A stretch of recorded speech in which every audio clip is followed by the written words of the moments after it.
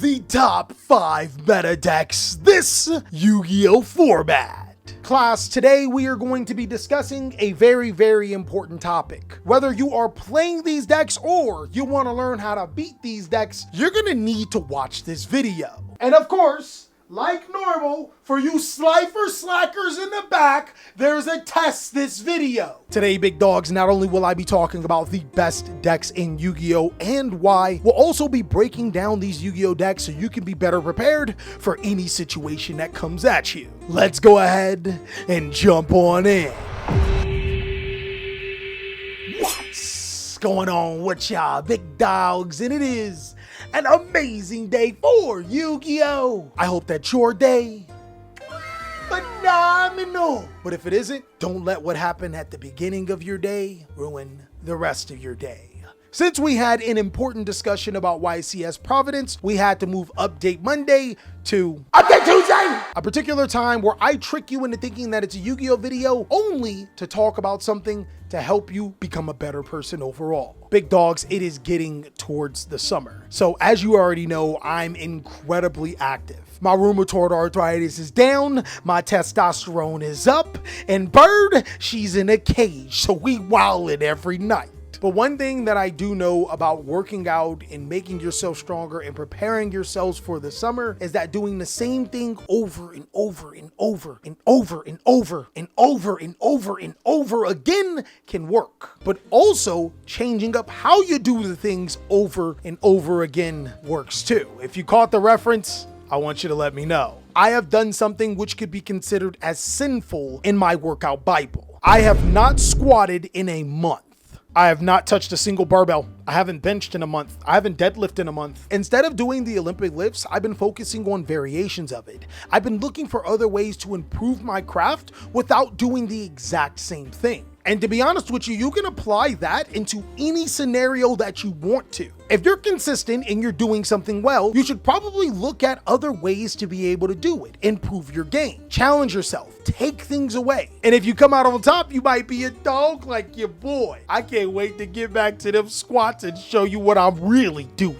Kind of what happened in this Yu-Gi-Oh meta. Players dared to go outside of the box. It was really interesting to see different concepts and different cards being played. And it was also incredibly interesting to see the top 5 meta decks change. It's completely different than our last top 5. I mean, of course, Yugioh and Malice are still 100% there. And while we're here, we might as well just talk about them. Malice has evolved in a couple of ways. It had to change its trajectory. By losing cards like Link Decoder and Dimension Shifter, it can't be a one-trick pony type Yu-Gi-Oh deck. It diversified its portfolio with the new Malice March Hare, a card that is essentially a bestial in its own right, and when played correctly, allows them to be able to banish their Link monsters like White Binder and Red Ransom to be able to get rid of your cards and summon huge bodies. On top of that, it allows you to be able to recycle any of your banished Malice monsters, giving you a bigger grind game, and prevents your opponent from targeting your Malice links that point to it. It's kind of crazy. Because of this, Malice has adapted and changed. There's also the new monster Backup Ignister and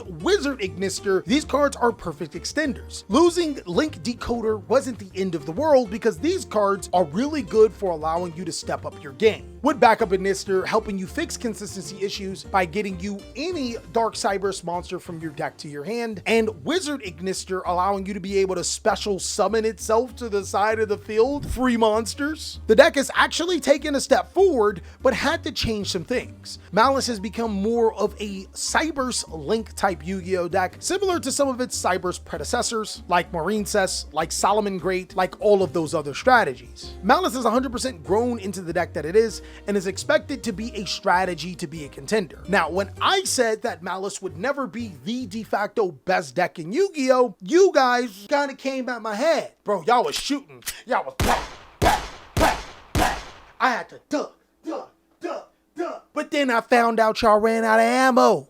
And basically what I'm saying, Malice not being able to win a YCS since February is kind of alarming. In fact, in YCS Providence, it didn't even get second place. Malice got third place, and one of the decks to beat it was Yugioh. Now, you guys already know how Yugioh works. Level 4 monsters summoning other level 4 monsters to make rank 4 plays. It's been the same thing. The new monster, Star Yugioh, is pretty cool because it can special summon itself by detaching a material of a monster you control, which allows it to be an extender in case your duo drive gets negated, or maybe you got too many materials on your detonator, because that happens, right? But I think the more important thing is where exactly Yugioh's engine is coming from. Some players have stuck to the old but gold Fiendsmith combo lines. This allows them to be able to get access to a Wave King Caesar, which is actually really good in Yu-Gi-Oh right now, or summon that Fiendsmith Desiree. The old but gold could be good, but I think it should get out of the way for the new version of how Yugioh plays. The de facto best version of Yugioh, in my opinion, would be Mitsurugi Yugioh, back on top. You see, I've always liked the Mitsurugi cards as their own deck. I mean, there are reptiles, I have a reptile, we're on the same page.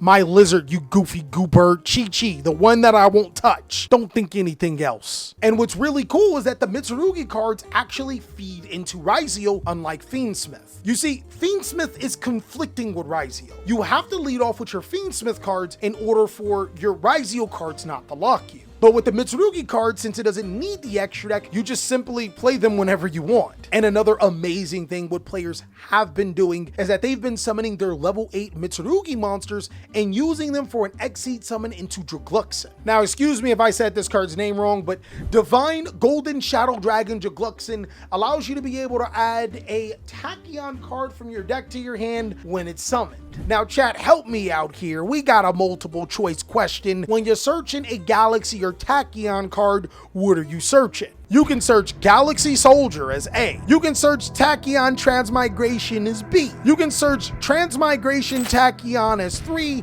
or you can search Galaxy Eyes Photon Dragon as 4. If you didn't pick triangle, you actually goofed. Did I just say A, B, 3, triangle? You know what I meant. Tachyon Transmigration does allow the Mitsurugi engine to bridge into Yugioh and is the talk of the town. But that's not all. The winner of YCS Providence, Charlie Futch, took it a step further. This man is going crazy with his deck. His version of Yugioh Mitsurugi allows you to be able to play Harpy's Featherstorm. Yes, guys, as if the best deck in Yu-Gi-Oh needed a floodgate to play, anytime it gets hit with a hand trap it doesn't like, it can triple tactic thrust into a Harpy's Featherstorm and then Exceed summon into Castell, the magical musketeer. Because it has a winged beast monster on the field, that Harpy's Featherstorm will resolve, preventing your opponent from activating monster effects, making this deck a tough customer. And it's not like just because the Mitsurugi Yugioh version is the best version, doesn't mean the other versions don't exist. There's still pure Yugioh that topped the YCS, Yugioh Nemesis, which is interesting, and even Yugioh Heraldic. So you gotta worry about a lot of things here. Those are easily the top 2 decks in Yu-Gi-Oh! But what would round out the 3rd, 4th, and 5th? And the last time we talked about the top 5 meta decks, we mentioned Memento as being one of the strongest decks in the game. You'd be surprised that it doesn't make this list. It's actually crazy how Yu-Gi-Oh! Has changed because of Alliance Insight. While I do think that Memento is strong, I'm gonna kick it out for another Yu-Gi-Oh! Strategy that I think rounds out the big 3. That strategy is strong, it's powerful, but more importantly, that strategy has a lot of resiliency. Mitsurugi as a pure Yu-Gi-Oh! Deck just got 3rd place at YCS Providence, and I am a firm believer. I want you guys to think of Mitsurugi kind of like Fire Kings. Fire Kings is a low to the ground Yu-Gi-Oh! Strategy that doesn't need its extra deck, but also can destroy all monsters on your opponent's side of the field. Well, pure Mitsurugi is a low to the ground Yu-Gi-Oh! Strategy that doesn't need its extra deck, that can also destroy monsters on your opponent's side of the field. But here's the kicker. Mitsurugi got insanely consistent with some new cards from Alliance Insight. Ame no Hibikari no Mitsurugi is crazy strong. While its reveal effect to be able to special summon a Mitsurugi monster from your deck is once per duel, its other effect to be able to add a Mitsurugi card from your deck to your hand when it's tributed, while also being a card that can special summon itself, is kind of strong. It gives you a reliable level 8 monster to play inside of your deck. The other monster, Mitsurugi no Mikoto Aramasa, is actually the 3 of that you play. It's the biggest card for the normal summon. It's just a normal add a Mitsurugi monster from your deck to your hand, but those cards allow the deck to be way consistent. Konami did a really good job of making this TCG strategy a lot better, and they did so by giving it support that actually mattered. Now, I'm not gonna lie, these are the cards that even Yugioh Mitsurugi plays, but what separates this deck from Yugioh Mitsurugi is the other cards you can play with no problem. Cards like Preparation of Rites to be able to search your ritual monster and your Mitsurugi mirror from your deck to your hand. The Mitsurugi Trap card in Great Purification, which can negate any of your opponent's cards and has a crazy graveyard effect. They have a level 8 monster that allows you to be able to kaiju your opponent, except you don't give them the card. And a new spell card that allows them to be able to tribute a reptile, which triggers all of their effects to destroy a card on the field, or ritual summon again. Mitsurugi is probably the best deck that Konami has made as a TCG exclusive since Warrock's, and I will die on that hill. Warrock's best deck. Now that rounds up the big three in Yu-Gi-Oh! The strongest strategies that you are going to want to watch out for. But there are some other decks lurking in the dark, strategies that I think are incredibly strong. And one of them is White Forest. I think a lot of players were scared to play White Forest, and it's strictly because of cards like Droll Lockbird. Yes, this deck does have problems with dealing with that card, but so does the other three Yu-Gi-Oh! Strategies that I was just talking about. The deck can also be really hard to play, almost complicated if you will say. Messing up in a White Forest combo line is tantamount to just throwing the game. In fact, that's how Yu-Gi-Oh! Should be, right? But with this deck gained in return, oh my God, man. Have you ever seen somebody play with themselves for 10 minutes? And don't think that way. I was talking Yu-Gi-Oh! Class. Look, big dog, this is the second time you've already got your mind in the gutter.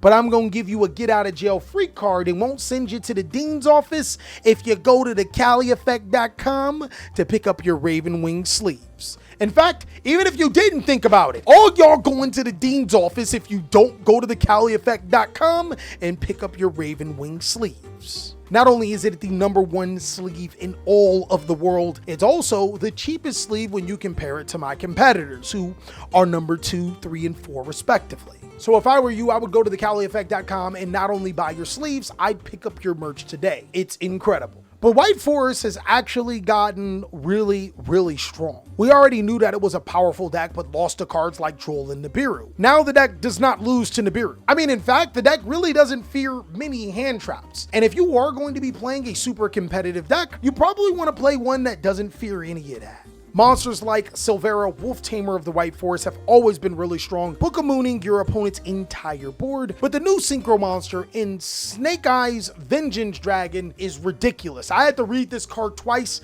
and I lost to it like 4 times against TJ because I didn't read the card. This is a card that I really hope to get in QCR because it allows you to be able to get rid of your opponent's monsters and then during the battle phase, destroy your opponent's spell and trap cards that are continuous to get rid of their monsters? Boy, what are we doing? This card is also really good because its requirements is banishing a spell and trap card and can even summon itself from the graveyard. And at the cost of half of your life points, quick effect, it can destroy a card on the field. I think the big thing about this deck is that it has so many play lines. It has so much decision tree. It's just that deck. And my very last Yu-Gi-Oh! Strategy class, pay attention because it's my copium take. Big dogs, we always have that Copium Take Yu-Gi-Oh! Deck inside of this list, and I want you guys, for your homework, to post down below in the comment section what decks do you think deserve to be in this slot. Big dogs, I think that Live Twin is one of the best decks in the game. If you guys didn't know, one thing that I said was some of the most powerful cards in the Yu-Gi-Oh! Game right now are cards like Droll Lockbird and Artifact Lancia. Live Twin play around all of that when you play it correctly. The deck's 2 new cards in Leela Suite and its Link monster, Kisa Kill Deal, are crazy good.